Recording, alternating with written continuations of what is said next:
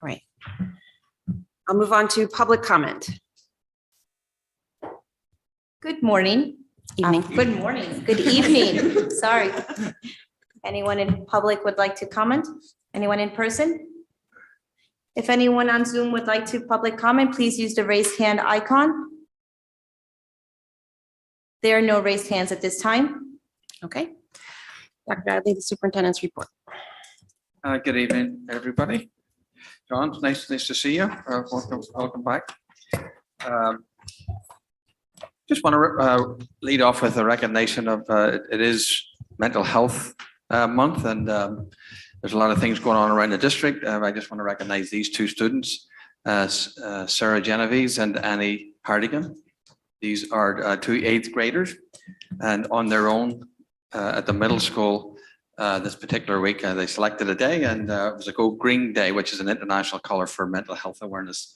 And literally, the students just had a campaign of wearing green for supporting each other and supporting their friends, and just you have a friend, basically. That's essentially the message, and someone who cares for you, and to tell someone during the day that someone cared for you. So they're reflective of much of the good work that many of our students do, but they did a tremendous job that particular day. It was nice to see their idea on their own pitched to the principal come into fruition, and it just was a nice touch in terms of celebration of that particular week, or that particular month.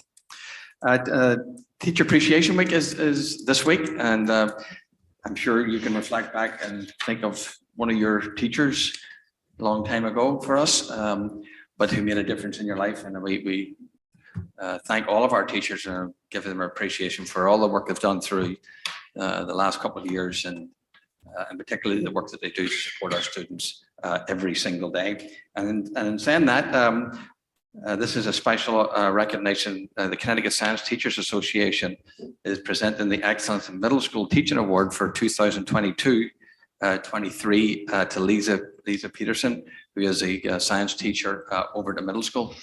So it's fitting that we get the recognition for Lisa, and I look forward to stopping by our class and congratulating her on our recent award.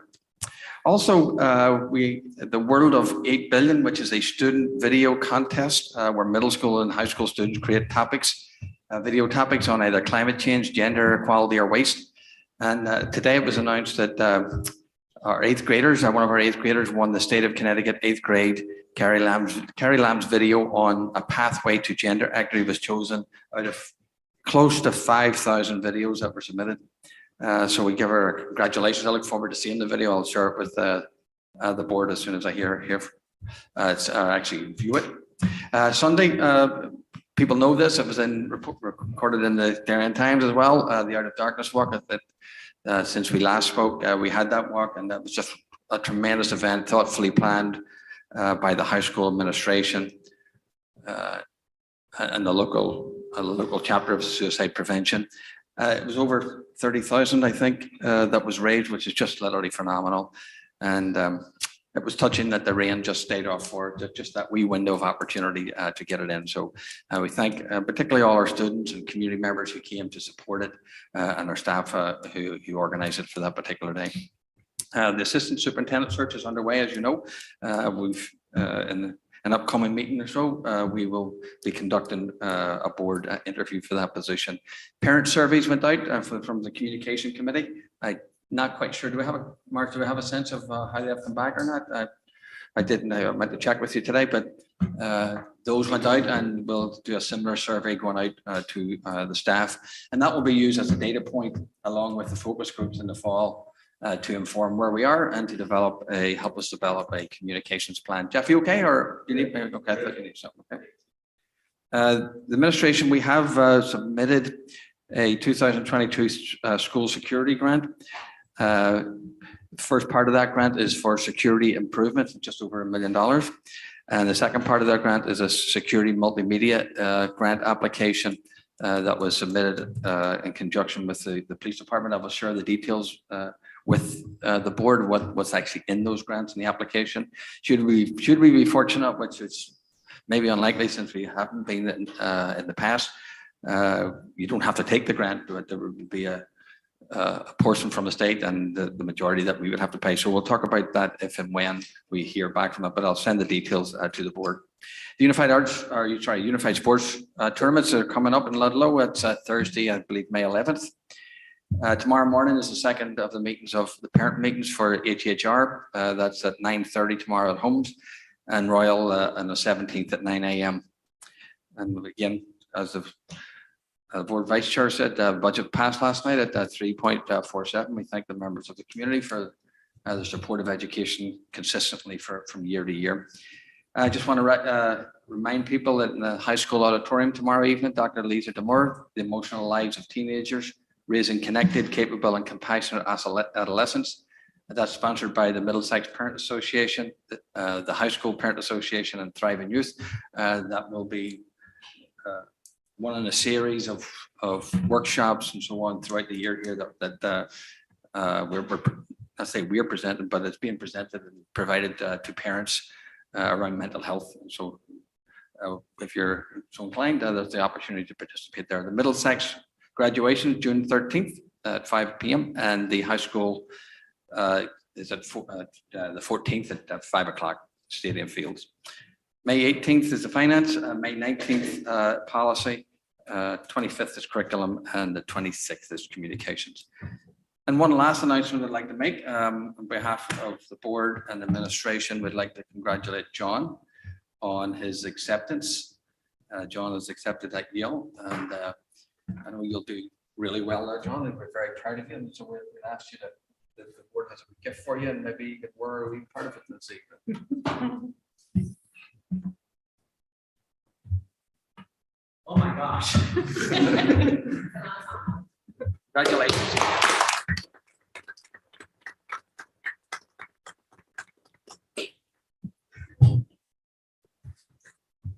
Now that you're on the spot, we'll move on to student representative reports now. Yeah, wear the cap. There you go. There we go. Okay. They're lucky to have you, by the way. Well, thank you. Lots of things are going on at DHS because it is the end of the year. The World Language Honor Society induction and awards is currently ongoing. That's at the high school. This Friday is in order. The senior breakfast, then a reverse PLC day, AKA an early dismissal, then senior prom, and then after the senior prom from, I believe, 11 to 1 or 1:30, the DHS grad night. Then senior internships start the following Monday.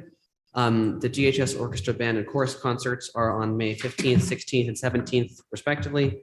The DHS art show is also on Tuesday, the 16th. The NEHS induction ceremony is on Thursday, the 18th. And the Theater 308 has their upcoming student productions on Memorial Day weekend. So if you are here, we will be too. Finally, the DHS award ceremony will be held on the 25th.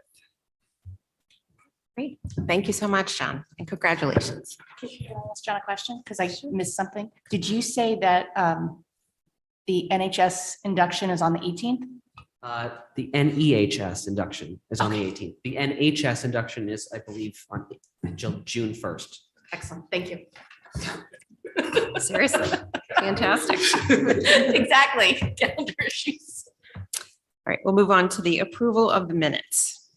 We have a motion to approve the following minutes of the special meeting held on April 25th, 2023, and minutes of the regular meeting held on April 25th, 2023. Dennis, seconded by Julie. All those in favor? That is unanimous. Okay, board committee reports. Dave, were you looking at me? Nobody? All right, well, HHR will go. Go ahead. Sorry. We had our communications committee meeting since our last board meeting. Communications committee met. We had some good discussion. We reviewed a survey which has been fielded now to the public. We are hopefully collecting lots of answers from our parents. And I believe the survey closes on the 19th, and we should have that data to review at our next communications committee meeting, which is the 26th of May. Great way to kick off Memorial Day weekend. And we'll go from there. Thank you. Thank you. All right, HHR met last week. The board should be advised that we, on advice of our construction management company, APO&G, are going to do another round of cost estimating before we put our bids out. There have been some requirements from the state. There have been some things we found when we've opened up ceilings. That we may want to touch more ceilings than we thought. There have been a few things at the town level and some things we've clarified locally within the district. So we're going to do another round of cost estimating just to ensure that the dollars we have appropriated are sufficient to go out to bid. We're not overly concerned. We've taken a look at all of the flexibility that we have in our soft costs, in our contingency funds, et cetera. But I'm advising the board because it does mean that while we had hoped to put shovels in the ground mid-July, we'll now be putting them in the ground mid-August. So if there are any questions about that, I'm more than happy to answer them. Okay. All right. Alan did mention that we've had parent meetings. We had the first one at Henley last week. Thank you to the parents. We're also meeting with staff at the same time. Principals are taking the lead and really going through with staff because, we certainly understand that this is a significant effort for all of the staff folks who will be moving in and out of classrooms to make this happen. There were quite a few questions from parents, particularly around safety.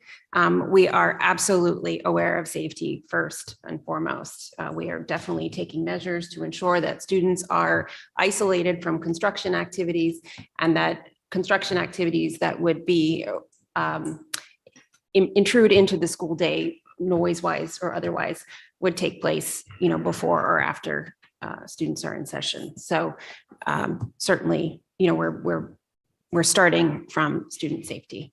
We're grateful to have Oxbridge gone successfully ahead of us. But we'll look forward to kicking off in August. Okay, Tara. My only question isn't for me, it's just from concerns I keep hearing. Yes. Where do we stand with fields? So there is a plan. Kevin isn't here, but he is aware. Alan, you want to pick that up? Yeah. Well, we've met with the various groups. So what I can tell you, they should know where they stand in terms of the availability or lack of availability of the field.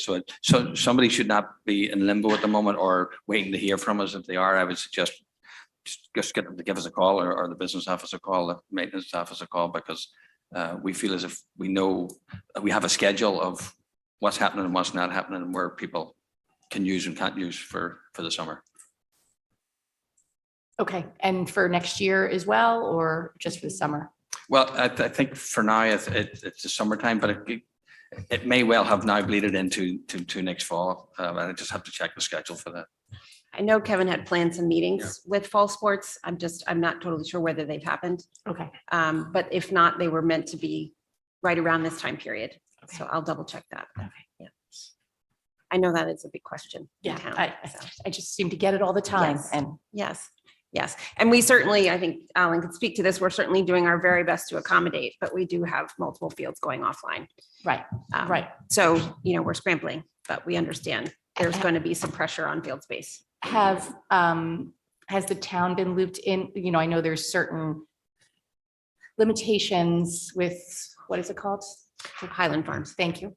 Are they being a little bit more lenient, maybe? To I don't accommodate, know. or no, we don't know? I don't know that answer. Okay. Alan? I don't know for space but they have in the past. I can tell you if we have had to use it. My understanding is they have been accommodating for that particular space. So I don't know the application of someone else using for a sporting event per se. I can't speak to that part. But I just know they've been responsive whenever we have needed to use the fields. Thank you. Thanks. All right. Any other board committee reports? Okay. Move on to present and discussions. A, discussion and possible action on Board of Education pre-budget topics and timelines. So the memo that you have is just our attempt to take the couple of memos that we had sent prior or discussed prior to the board. That was the calendar and the calendar of the priorities. And then there's a memorandum to go with it. So we just sort of took this and tried to incorporate some of the board's requests and what we thought the board was asking. A couple of things in no particular order. We tried to put in a literacy program update that would be regular. And that would go to the subcommittee in September and to the board committee in October. We also did again in December. So those are rolling things. And we did the same with technology. We'll have an update on technology in the fall, September, and then again, sort of the winter season in December. So we tried to just keep them in on a regular basis. A lot of this does fall on the work of the curriculum committee per se. So you can see the things that we have down for summer retreat. One of the things I have to well, I'll defer that to the request I'm going to make for a moment. We have worked with CIAC. We've met with them. They are prepared to tailor our, I won't call it a deep dive, but I'll call it a deep dive. They are willing to tailor that. They're willing to put in clubs. They're willing to put in extracurricular activities, the arts. They're willing to literally tailor what we need or what we're looking to get back. They are going to do that report by the end of June. So they're going to be coming on site. They're going to be meeting with administration and different people, right? And Christopher, obviously, and looking at what we have, how we do it. One of the things I really need from the board, I have not asked you for it, but what I really, really need are specific questions so that we don't get something lost around. If it's around participation fees, clubs, councils, well, as athletics, clubs and councils, anything that you think falls under that umbrella, the arts, if it's transportation or regard, just if you wouldn't mind, just send me that question, myself or Richard, that question, because I want to make sure what, as soon as you can actually get that from me, it would be really helpful by about a week. I mean, next week sometime, because it would be really helpful. I don't want to come back to the table with the findings and go, well, with the basic question we had was how much people are paying too much for this and that and the other. You didn't look at it, right? So I just want to make sure that we're covering all the bases. CIIC, the executive director is actually overseeing it himself. And is willing to do that for us. And so that's a really a little expense other than travel expenses or any other incidentals. Is there, has this been done for other districts, and is there a chance that we could like just see what the final product looks like? So maybe that would help tailor, just hold the expectations. So they have, they're actually starting, you're familiar sort of with the terminology, the NASC accreditation standards. Mhm. So CIC and the NASC have met and they're sort of blending standards together, right? I think that there's only other, I want to say Brookfield maybe was the only other district that they have doing it right now. But that's that's the full 8 standards. We don't need the full 8 standards we want the sort of, I think the standards really equity, which is, parity and finances and anything else to do with that. So if you would send the questions to us, that would just help us make sure we've covered the bases. So he will come to the actual retreat and actually present at the retreat. He'll do the full thing first.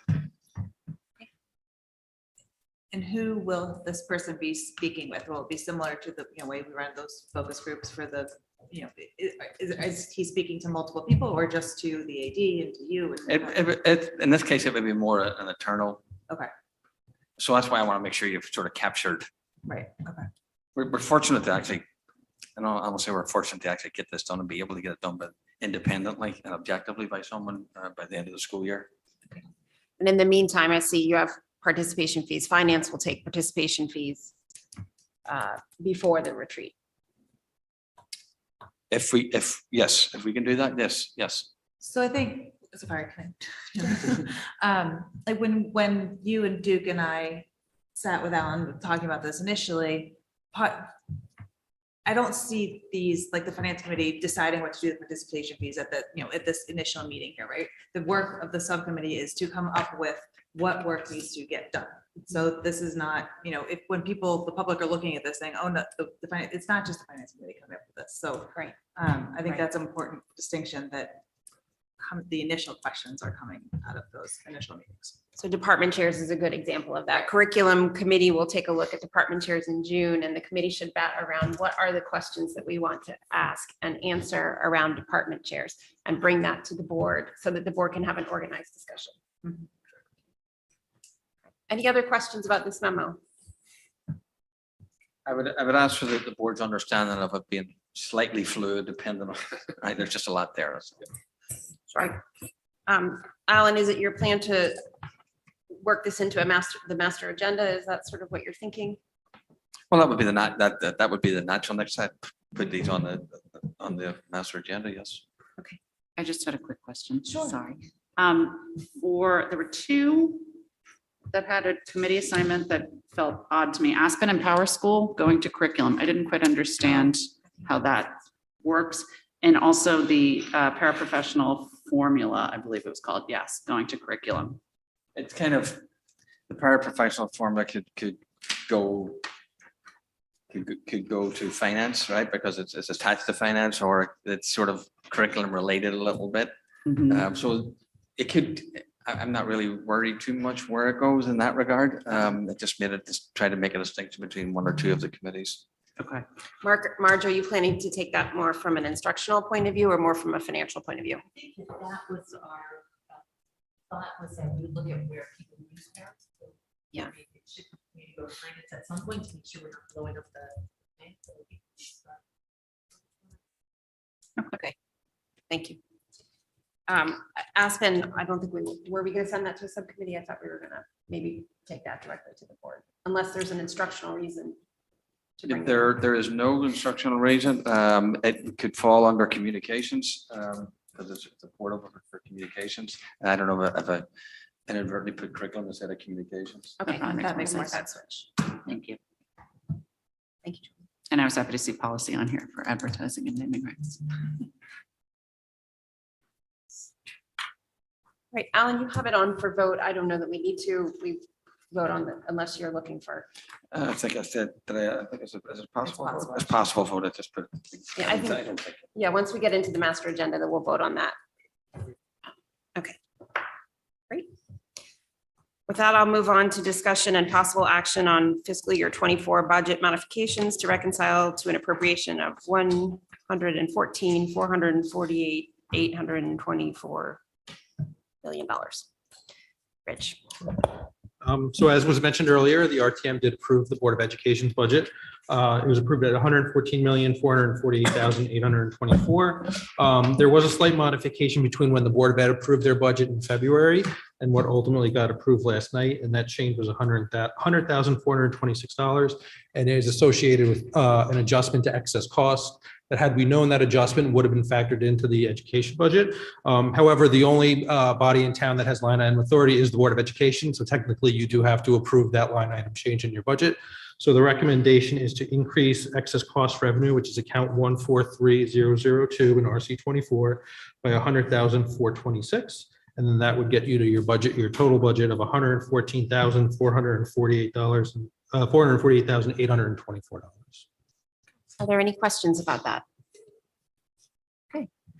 With that, may I have a motion to approve a budget in the amount of $114,448,824 million with a change in account 143002 excess cost of $100,426, bringing the amount of that account to $2,656,823. Dave, seconded by Dennis. All those in favor? That is unanimous.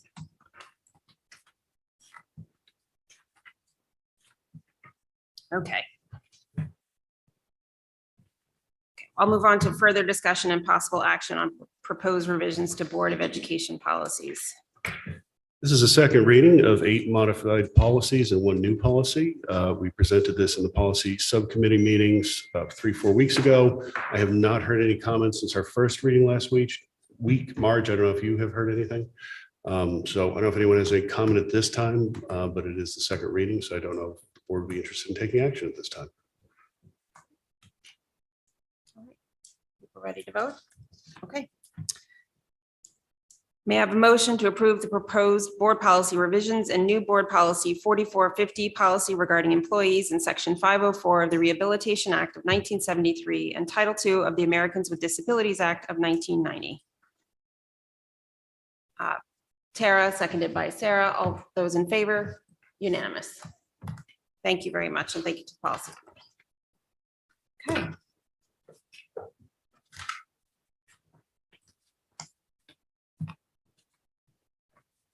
This.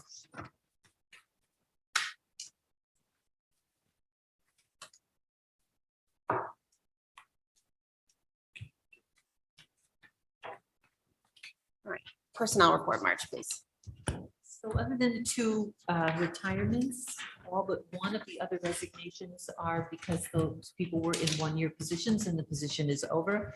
I know that there was some discussion about the psychologist at the middle school, but we wish Ashley Rudolph the best. She gave birth, she's on a maternity leave, and she's able to stay home with her children.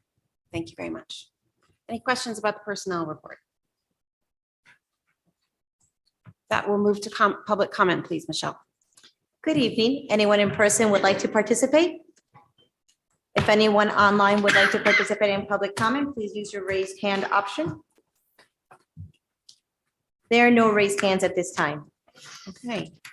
With that, a second heartfelt thanks for all of our teachers in this Teacher Appreciation Week, and a motion to adjourn, please. John, seconded by Julie. All those in favor? That's unanimous. Thank you so much.